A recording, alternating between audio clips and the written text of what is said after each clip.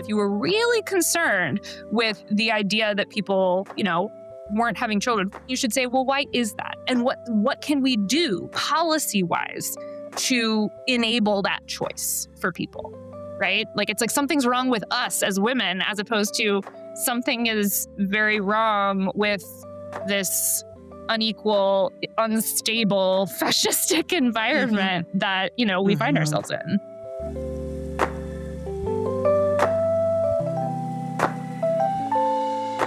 Hello and welcome to Feminism Now. I'm Kim Villanueva, the president of the National Organization for Women. Looking at the dictionary definition of natalism, it doesn't seem like it should be such a loaded word. It literally means in favor of childbearing. That's not bad. Some people want to have kids. But in public discourse, natalism means so much more. It's become associated with the far right and with public debate about who isn't having enough children and who's having too many. That's why Rose and I are thrilled to talk today with Seyward Darby. She's the editor-in-chief of The Atavist magazine and the author of the book Sisters in Hate, American Women on the Front Lines of White Nationalism. We're going to talk about what natalism means now and how it's become part of a moral panic. And this seems like a topic that our members might have something to say about. We'd love to hear from you about childbearing, whether you do it or not, in this day and age. You can call now at the number in our show notes and send us a voice message, or email us a voice memo at feminismnow@now.org. We'd love to put your voice on the show. And now, Rose, take it away.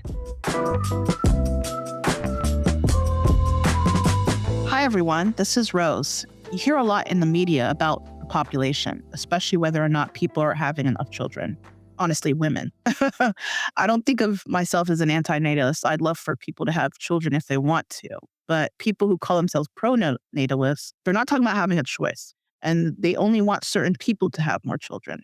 Kim and I are looking forward to today's conversation with Seyward Darby. She's the editor-in-chief of the Atavist magazine.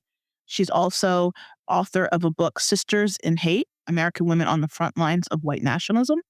She also wrote a 2025 article in Vogue and The History of Natalism and the Far Right. Seyward, thank you for being here. Thank you so much for having me. First, what is natalism exactly, and how is it different from what's in the media? So natalism is a fairly simple concept. It's that people should be having more babies. And to your point, women specifically should be having more babies. And so it is a belief that, an ideology that holds that we need more babies, we need more people, and therefore, we need women to get pregnant more. And currently, you're seeing it a lot in the media from a couple of different perspectives. We have sort of these tech bro, Silicon Valley, often billionaire types who are talking a lot about sort of optimization of human civilization and specifically having more sort of perfect babies and having more of them to, make the planet better in the future. And by better, they mean obviously, more in their image. But you're also just seeing it a lot from the far right, which of course has more or less become the mainstream right in the United States. You're hearing it a lot from politicians, activists, and specifically there's this big focus on white women having more babies. People are concerned that some women are choosing not to have children or to have fewer children. And you're seeing a lot of rhetoric from the right about how dangerous that is, as if it's a threat to the country, and again, to the country in their image, the idea of it being a predominantly white nation. We've seen the percentage of white Americans, as a proportion of the population decline, and you hear people on the right very agitated about that. So natalism is the answer for them. Okay, well, you've obviously done a lot of research on natalism. And has it always been affiliated with the far right? And how did that come to be so? Absolutely. I think when you look at the far right as a sort of ongoing phenomenon, not just in the United States, but my research predominantly focuses on the United States, but in other contexts as well, it is at its core a pro-natalist movement, and for a couple of reasons. And I think first and foremost, the idea that the future needs to be different than now, that it should be more like the past. In their mind, that necessitates having more children. That necessitates reproducing, procreating children who come, first of all, who look a certain way, who are white, but also who can be raised in a certain environment, with certain religious beliefs or social beliefs, political beliefs. And that has always been the case. You can look back at various iterations of the right, again, in the United States, but also in other contexts. And there's always a push for women to have babies, for babies to be, celebrated. One of the anecdotes I always like to give is that in Nazi Germany, the state actually handed out medals to women on the basis of how many babies they had, which leads me to, the second reason that the far right is a pro-natalist movement. It is a hyper traditional space in which gender roles are very clearly defined and are very much, man in charge, man has job, man defends, the home, and protects his family, and women have children. Women have children, they raise children, they keep the home.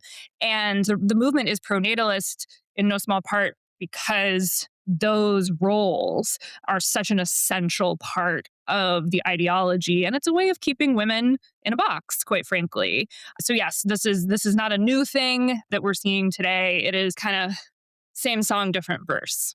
The most polite amongst them, if you could call them that, will not say that outright. They won't necessarily get into those specifics, but they really are concerned with white women having children because they want there to be white people. Like, it really does come down to that basic fact. And the second reason is people are really terrified on the far right, are really terrified of women's independence.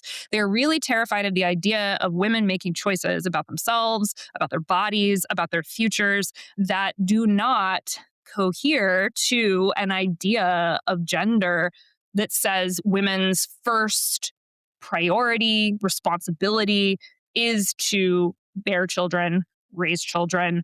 And so that's why, you hear a lot of these far right figures talk about, talk about single career driven women as if that's a negative on its face. Or, I have a son now. I had a baby a year ago. He actually just turned one on Monday. But at the time that I was working on my book, I did not have children, and I was frequently called a childless cat lady, which true, I was childless and I had a cat. I also had a dog. But again, those are hurled as insults, as though women who make choices that do not fit into the box of traditional gender roles are somehow objectionable, gross, like failing, and are held up as you don't want to be like that. And so I really do think that the concern with people having more babies is deeply tied up with keeping women in check, keeping the idea of womanhood in check. I've noticed that a lot of white nationalists are obsessed about Japan in particular and the demographics happening there. I don't know if you touch on that. And why do you think they're obsessed about Japan? Yeah. I don't in my book, actually. But I'm going to guess, and please correct me if I'm wrong, that it has a lot to do with the fact that Japan is a fairly homogenous society. Is that correct? Yeah. So yeah, they white nationalists are very interested in this idea. Okay, so what they'll say is we're not against diversity. We like the idea of everybody being separate. So the idea that, Japan for the Japanese, I don't know, Kenya for the Kenyans, the United States for white people. Of course, that completely overlooks what the United States is. First of all, that it was, founded on the basis of a genocide of the native peoples who were here. And then beyond that was a country of immigrants from a great variety of places, not all of whom to begin with were even considered white. Whiteness is a completely fungible concept that gets redefined according to political needs and desires over time. So yeah, they'll fixate on places that have a much more homogenous population as an example of like, well, nobody's mad at Japan for being homogenous. Why are they mad at us for wanting to be a white nation? And that just completely eschews context, right? It doesn't look at history. It doesn't look at social dynamics. It doesn't look at any number of things. But the white nationalists, the most savvy amongst them, are very good at sort of boiling things down to these like seeming hypocrisies or, seeming gotchas that people aren't seeing, which are not gotchas or discrepancies at all, right? They're just very conveniently shearing context and history away from situations so that whatever they're talking about, really speaks to whatever they believe. Right. You've touched on this theme a little bit, the link between natalism and eugenics. Could you explore that a little more? Absolutely. So the number of times I've been reading a story about about natalism and been like, ah, it's eugenics, like out loud to my poor husband, who's like, been listening to me rage about this for a decade now, basically. I think that again, they would never say this, or at least a lot of them would not say this outright, but they're not just interested in everybody have more babies, right? They're interested in healthy, attractive white people having more babies. And I actually think this is where the Silicon Valley sort of tech bro, Elon Musk of it all is really interesting because they're actually more overt about what their sort of intentions are, right? Is to how do we optimize? How do we make people better, healthier, more attractive, whiter, all of that. And that's eugenics, right? Like that's the idea that you are in one way or another, or in many ways, trying to affect the actual like shape of the population and the composition of the population. So I think that eugenics is an unquestionable part of this, even if it isn't, systematized in the way that we have thought about eugenics, historically, because in particular of, the Nazi regime and the way that they systematized eugenics. But, eugenics just as an idea, as an aspiration is very much tied up with natalism as we see it today. But don't you see a contradiction? Because a lot of them, they're against abortion rights, even for minority women. So it's a kind of a contradiction. You'd think that they'd be happy that Black women can access abortion or whatever group they don't like, but it seems that even they're against that. So what is this explanation for that? Like, Yeah, no, I think that's a great question. They want everybody to have more babies. They just want the people who they don't think are desirable who have babies to then also be trapped in circumstance, right? And so you look at, the lack of interest in any kind of social services in providing, I don't know, prenatal care, in providing child care, in providing, you can just look down the long, long list of all of the things that they oppose and say what they're actually interested in is, again, sort of turning to the past and making it more like the future. Like a world in which women of color, for instance, are really trapped in their circumstance because they are told, yes, great, have more babies. We want you to do that. But also, we're not interested in remedying inequality. We're not interested in making this a more egalitarian country where people can, make the choices they want to make and sort of work and succeed on equal terms. And so I think this is the other thing about natalism, and I probably should have said this earlier, like it's very tied up with a broader agenda, right? I do think, though, and I think this is where we're seeing this increasingly by way of immigration policy, right? Like there is an active, violent push to keep people who are not white out of the country, right? And so again, it's all of these things side by side. It's okay, well, we have who we have here. How do we convince the people who are desirable racially to procreate more? How do we keep the people who we can potentially keep out away so that they're not procreating here? And then for the people who it's like, okay, well, they're here, we're gonna act like that's okay, even though for a lot of them it's not. How can we make a natalist agenda be in collaboration with a more widely regressive agenda, politically, socially, economically? And again, I want to go back to the fact that this is ultimately about keeping women in check, right? And, women in roles as defined by, a misogynistic, patriarchal sort of society. And so, yeah, it's not all women in the same container. It's like women in one container, but then inside of it, who gets to be where, right? Like who's at the top versus yeah. who's at the bottom, and what does that mean? I mean, I see social media posts complaining about, more women because you can see deformities in your pregnancy early on that some women are aborting and they're complaining about that. So I was like, wait a minute, I thought you don't want these people who have disabilities. Like, I'm just so confused. Like Down syndrome specifically, that's it. Like people with Down syndrome population has decreased significantly because you could identify that pretty early with tests.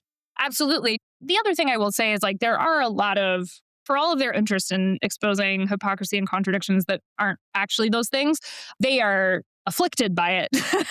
And there are lots of ways in which you can take, a plank of whatever, you would call sort of their platform and say, well, doesn't that actually butt up against this other thing that you're saying? And it probably does. But I also think it's a sort of, if you take a step back, right, and look at everything side by side and think about, okay, well, if they had their way, where would all of the chips fall, right? And I think it's like you have to kind of look at all of the parts moving together to really get a sense of, okay, well, on balance, how does this make sense for their agenda? Well, we've got so much to talk about, but we're going to take a step away first for a word from our chapters.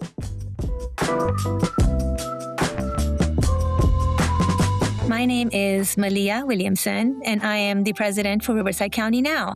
We have some amazing locally elected women that we have worked really hard to get in office, from city council to local school boards. We're trying to get a woman in Congress. So that's what I'm most proud of, trying to get better women elected in office, because we know a lot of the problems that we are having right now is because we have too many men who are running things. The issues that are most important to our chapter are the all-out attack on our underserved communities, including the trans community, the LGBTQ community, the women, the ICE raids that are happening right now, attacking our Latino community, Asian community. So it's everything that is happening right now that is affecting our communities. And, that's what we're going through right now. In 2026, we are tackling the cost of being a woman by doing more food drives, as we are seeing more cuts that are being passed on by the federal government. There's a lot of families and kids are, going hungry. So we would like to focus on that. We also have domestic violence organizations locally that we would like to team up with and bring more awareness and bring more support for them. Listeners can find us at riversidecountynow.com, which is our website, and we are under the same name on Facebook, Instagram, and TikTok as well. And we are back. Seyward, we were talking about how people who are pro-natalist worry that Americans aren't having enough children. Is this a moral panic? Absolutely. It's absolutely a moral panic. So if you were really concerned about depopulation, if you were really concerned with the idea that people weren't having children, first of all, you should not just be concerned with, you should be concerned with the people who want to but can't or won't, right? And then you should say, well, why is that? And what can we do policy-wise to enable that choice for people? So I think that's, if you look at it, it's like, well, if you were really interested in this, you would be looking at the real causes and doing something about it. And the other thing is, this is where immigration comes in. It's like, oh, you're worried about depopulation, and yet you want to keep people who are a crucial part of our economy out of the country? Like, it doesn't make sense, right? And so I think it's absolutely a moral panic, because what people are saying is women aren't having more babies because we are saying that it's a bad thing. Like, culturally, we are saying that it is not desirable. And so somehow we've turned away from nature, right? Like, it's like something's wrong with us as women, as opposed to something is very wrong with this unequal, unstable, fascistic environment that, we find ourselves in. A 2025 Gallup poll showed that 40% of American women 18 to 44 were thinking of leaving the United States. A Pew study showed that 12th grade girls were less likely than 12th grade boys to say they wanted to get married. How do you think that poll numbers like that affect the pro-natalist people? I think that they see those numbers and say, 5-alarm fire. Girls don't want to get married, which, like, honest to God, a 12th grade girl, like, I don't know. It's like, why are we even asking them about what they want? Like, do they know what they want, like, next week? Like, I don't know. It's such a weird question, personally, I think, to ask, but whatever. I think that the idea that a 17, 18-year-old girl should want to get married, or that they should want to get married at a certain rate, right? That a certain number of them should want to, I don't know, is just that to me is like moral panic 101. And so I think that pronatalists will take those kinds of polls and say something's wrong. Our kids are being indoctrinated with, an anti-marriage, anti-natalist agenda, again, as opposed to, first of all, maybe these are young women on the cusp of independence who are saying, I don't want to think about getting married right now. Like, I want to go to college. I want to get a job. I want to be in the world. I want to travel. I want to do, whatever. And so I don't know, maybe marriage is just not top of mind. And like, thank you, feminism, for like allowing that to be the case, right? I'd like to switch topics for a little bit and talk about the media, because it seems that the media is able to be skeptical or to focus on the far right when they are talking about hate speech and misogynist talk. But when the far right talks about population, the media is almost sympathetic at times. So what do you think is causing that dissonance? Oh, yeah. Well, I think that a huge part of it is patriarchy, right? Like, patriarchy is not something that only exists on the far right. Maybe it is lesser degrees, but we still live in a highly patriarchal society. And I think that even people who wouldn't, certainly identify as a white nationalist would say, well, yeah, I guess kind of the point of us existing is to procreate, and I think maybe we really should be concerned about numbers of people. And so I think that sort of the history of patriarchy is a huge contributing factor to the way the media covers this space. I will also say that it's like the media is sort of allowing the far right to set the terms of the Mm. discussion, because the far right will act like we're not just ultimately talking about race here. And I think that really lets them get away with something.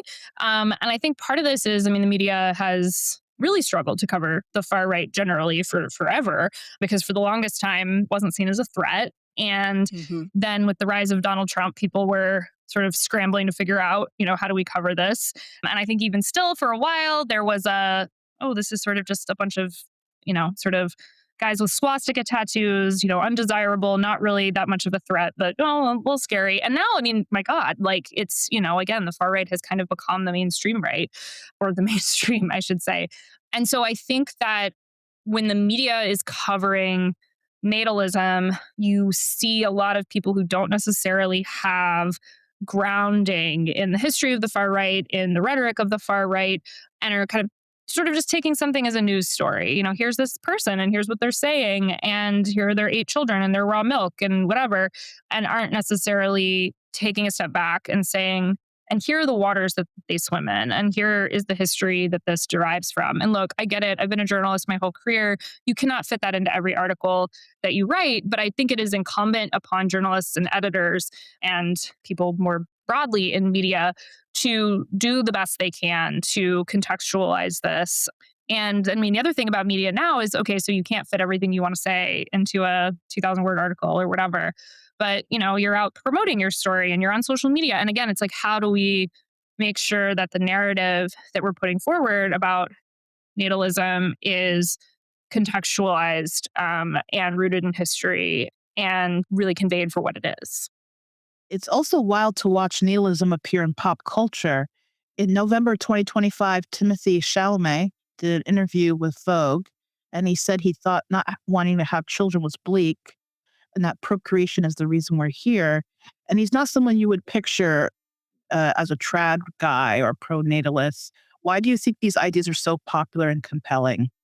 Well, Timothy is an interesting case, I think, because, he's in a relationship, whether genuine or not, with Kylie Jenner. And I think that you could really make the argument that the Kardashian Jenner clan has been a pretty powerful, I think, like natalist horse. They're famous. They're so famous.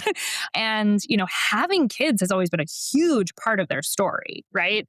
This is all to say, like, it's interesting to me that he, as a celebrity in particular, would say that, because so much of the Kardashian Jenner brand has seemed very tied up with having children and, arguably eugenics, right? Like appearance and optimization, and how do we stay as young as we possibly can. I don't want to say I enjoyed reading your book, Sisters in Hate, but I thought it was so incredibly informative. And Oh, it's thank it's you. interesting because it was written in 2020, which was just 6 years ago, but yet natalism seems to have exploded in Yeah. culture. How can you explain why it's taken off so much? Writing this book was a very difficult process for any number of reasons, but one of the more difficult phases has actually been having it out in the world and seeing over the course of, like, you're right, almost 6 years now, the ways in which either nothing has changed or things have gotten worse. And I think that a huge part of it is the persistent and growing influence of the MAGA agenda and its grip on politics and on, a large number of people and the way that they think.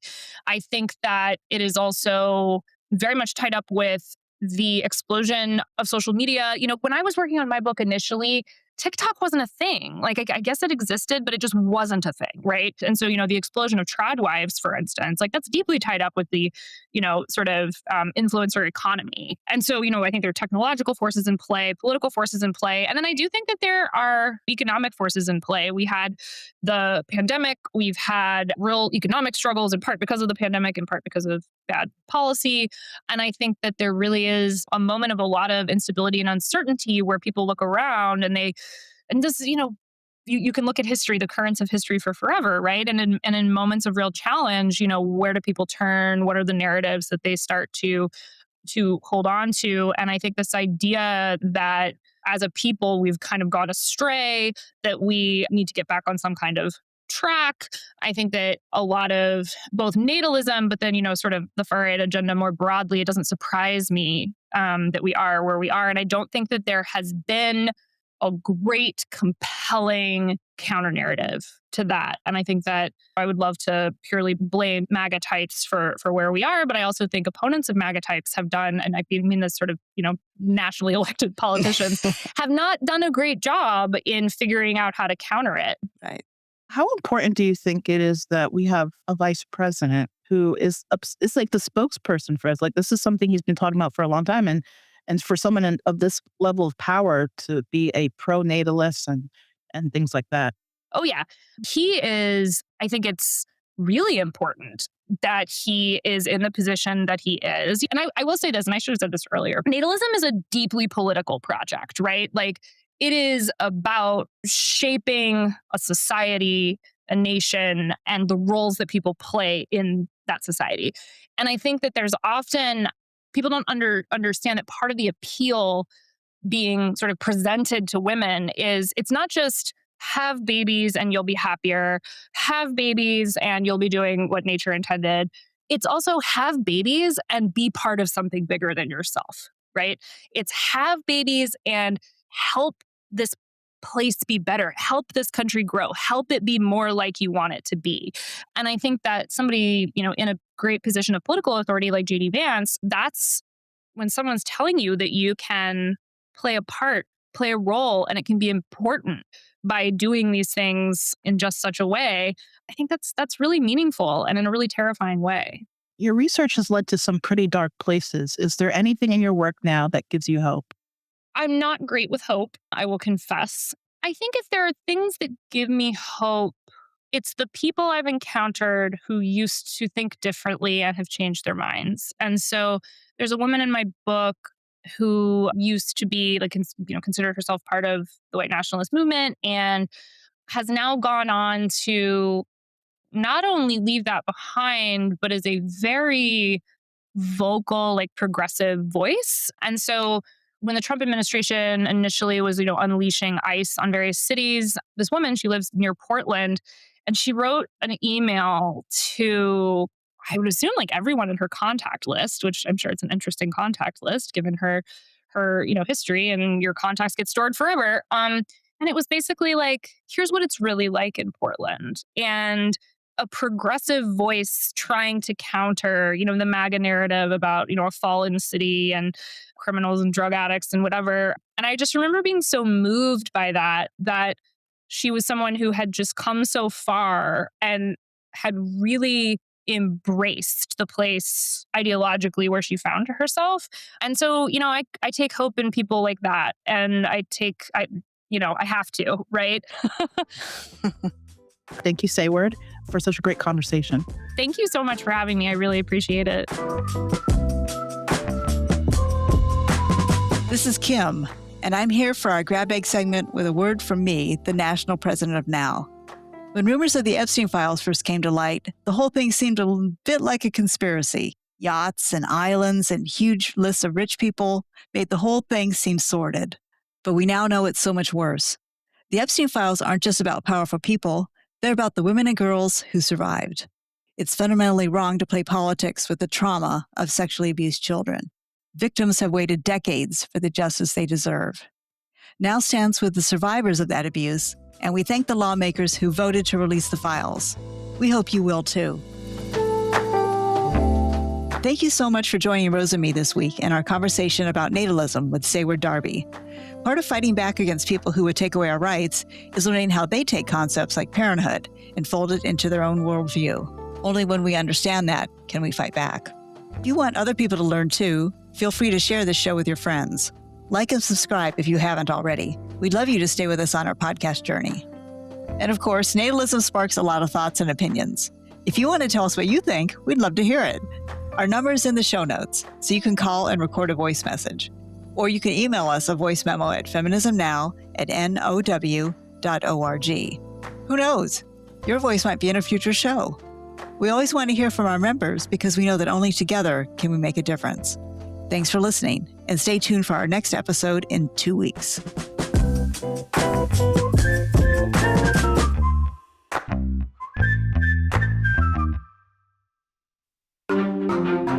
Topica.